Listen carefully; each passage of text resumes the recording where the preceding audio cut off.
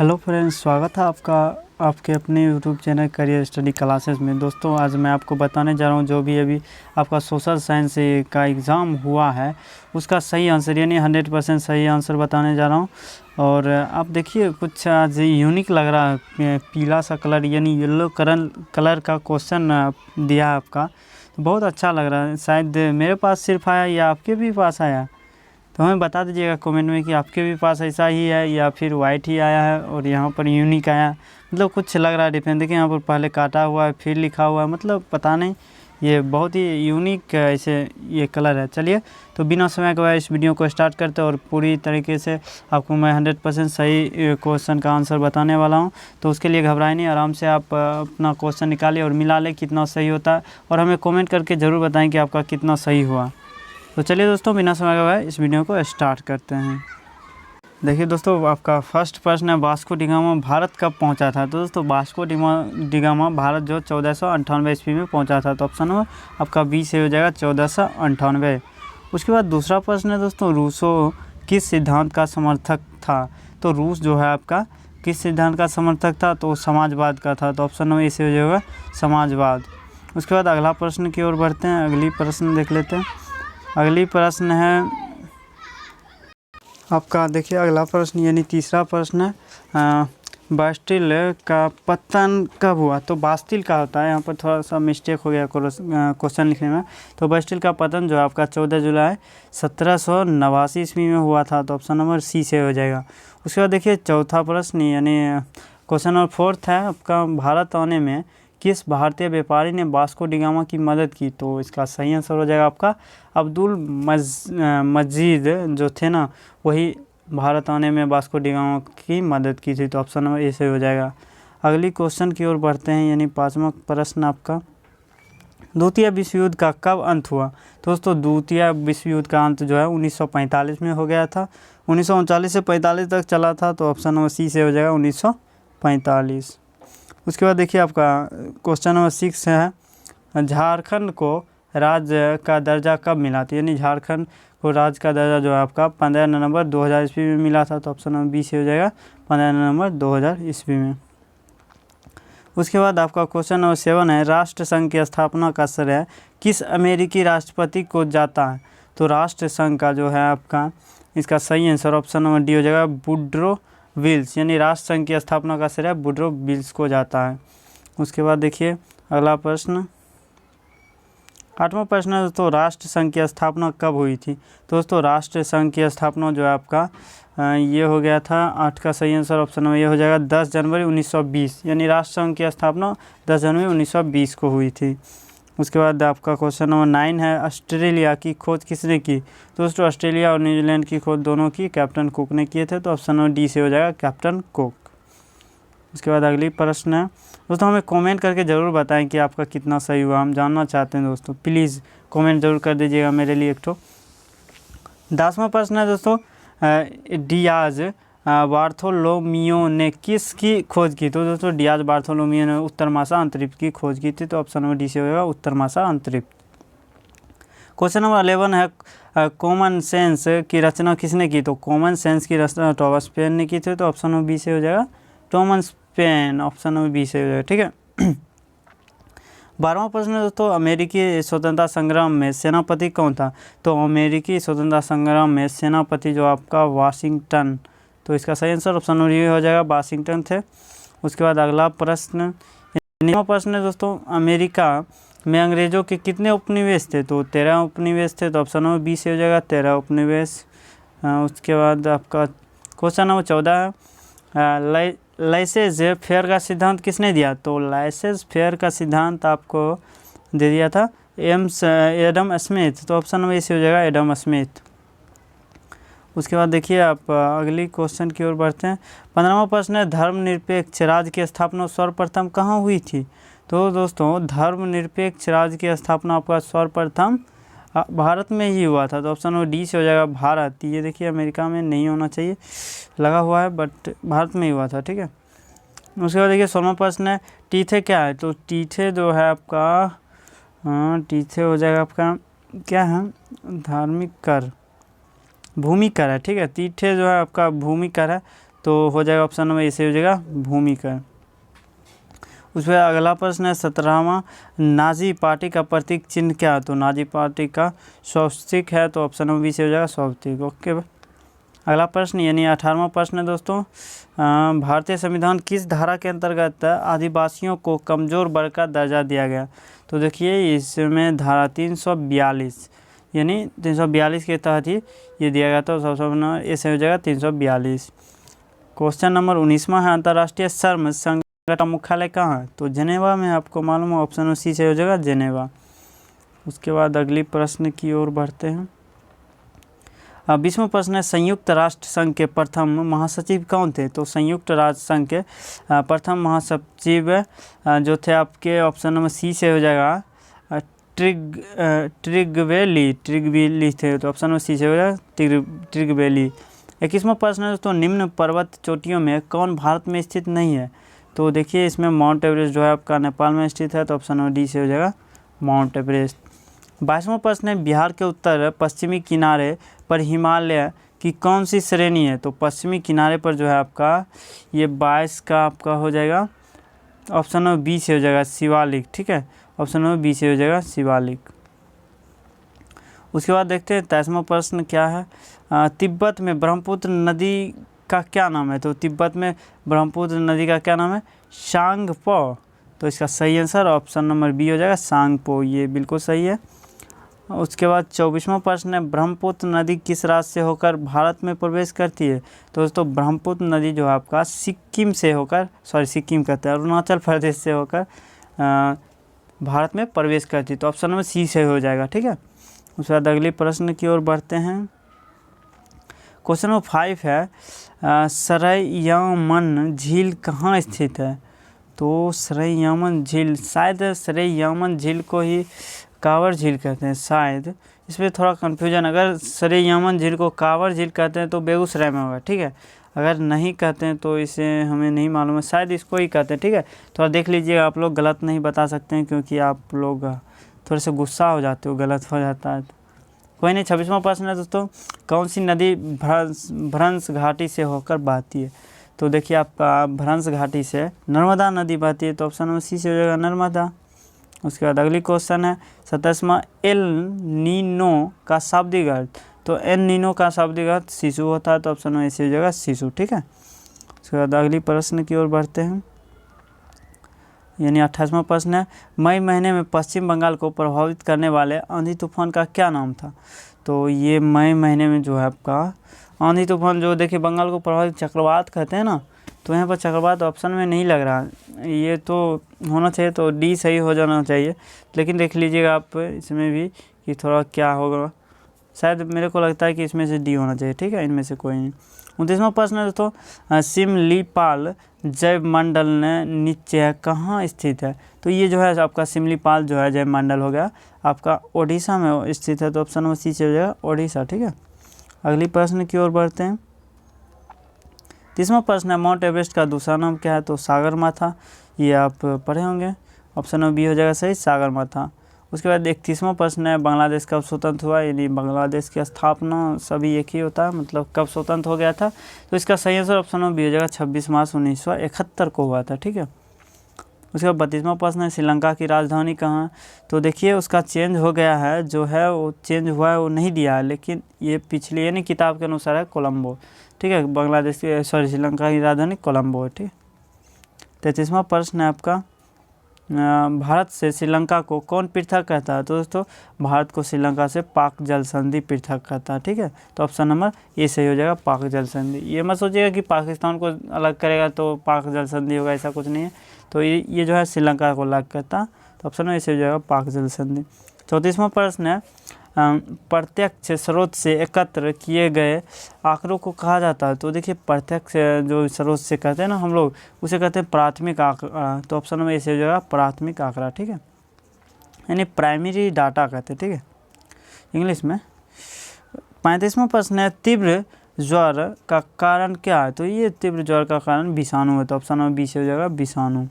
उसके बाद देखते हैं 36वां प्रश्न है, प्रत्येक ग्रीष्म ऋतु में कौन सी आपदा लगभग निश्चित है? तो देखिए ग्रीष्म ऋतु में तो आग लगना तो लगभग आपको मालूम है निश्चित हो जाता है, तो ऑप्शन नंबर से होगा आगजनी। ठीक। ठीक है।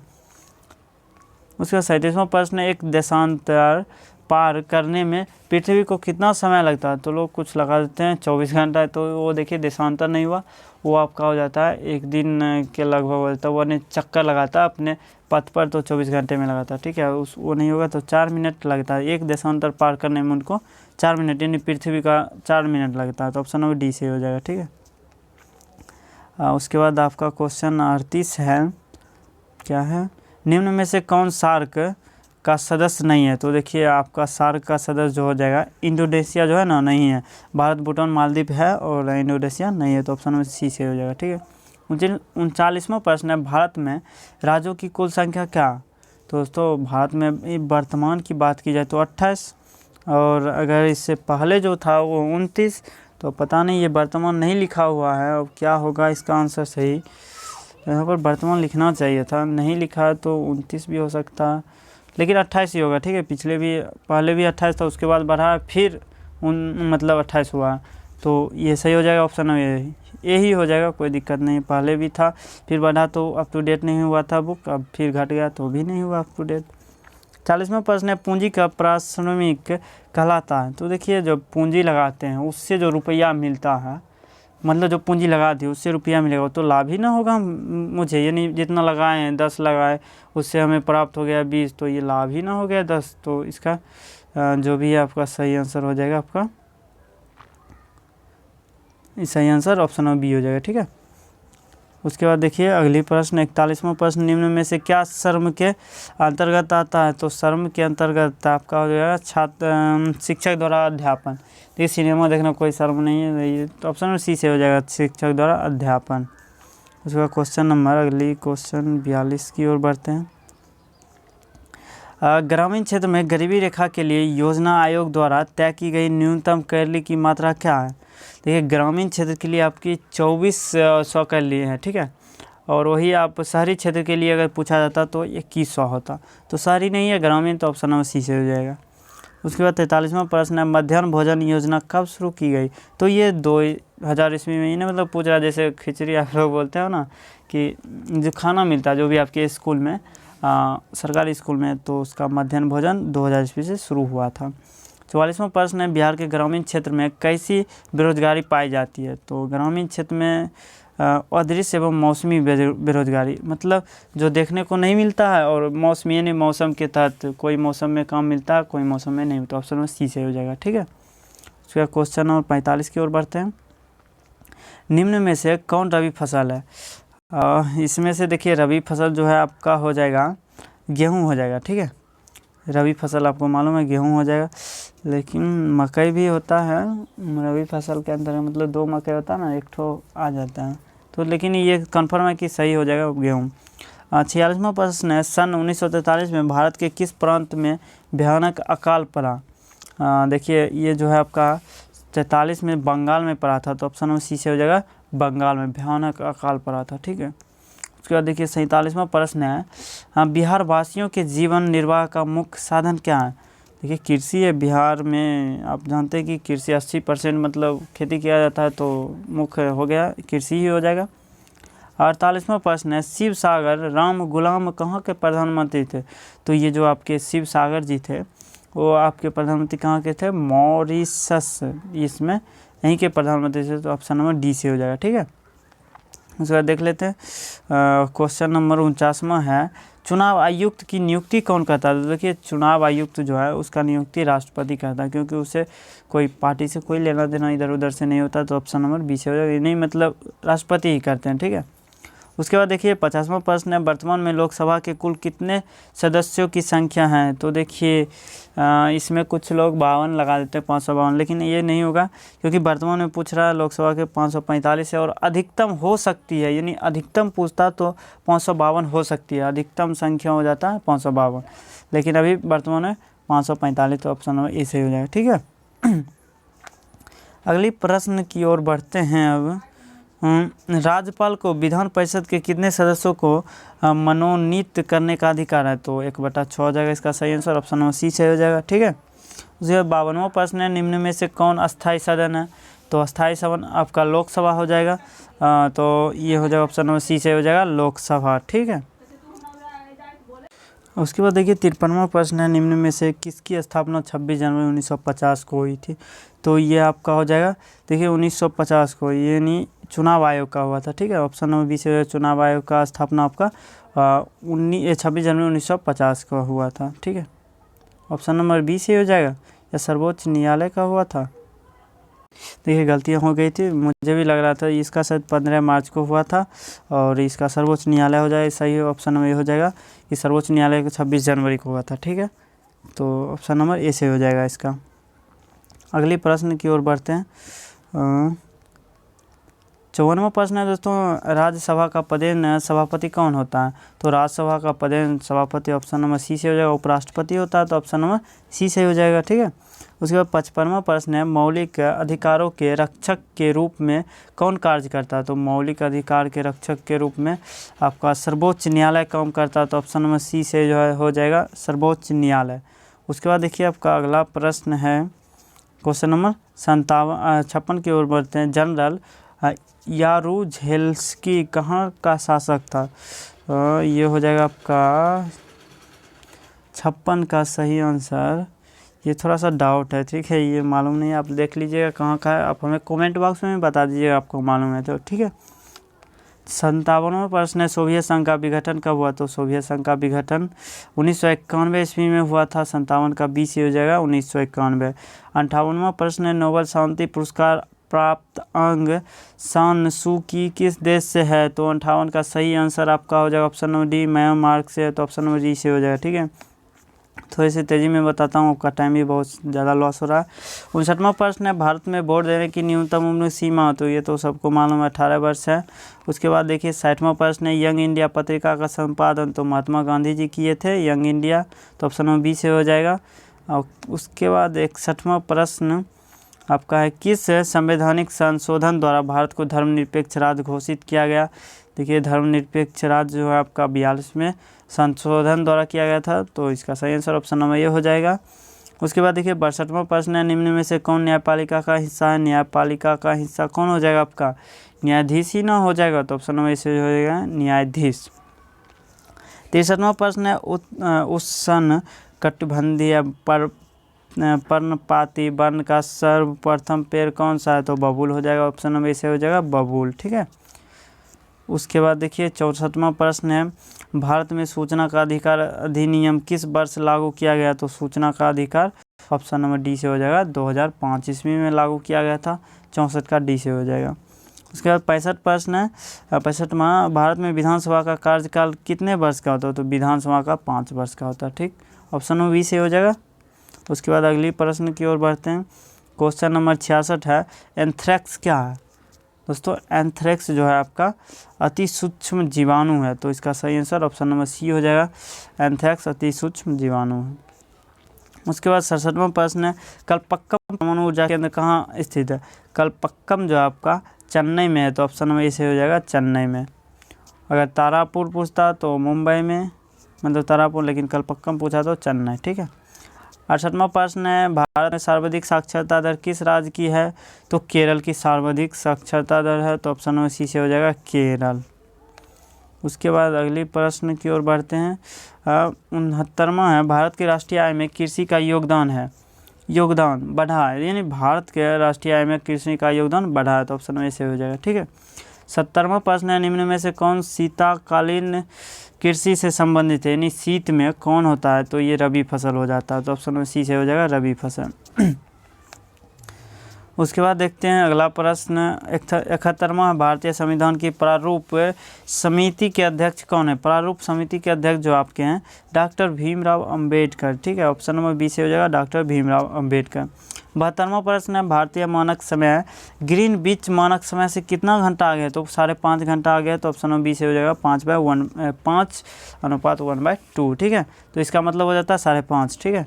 73वां प्रश्न है, निम्न में से प्लेग का वाहक कौन है? तो प्लेग का वाहक जो आपका हो जाएगा चूहा हो जाएगा, इससे ही बहुत ज़्यादा बीमारी फैलता है, प्लेग एक बीमारी है, उससे ही वाहक यानी उससे ही फैलता है चूहा, तो ऑप्शन नंबर सी से हो जाएगा चूहा।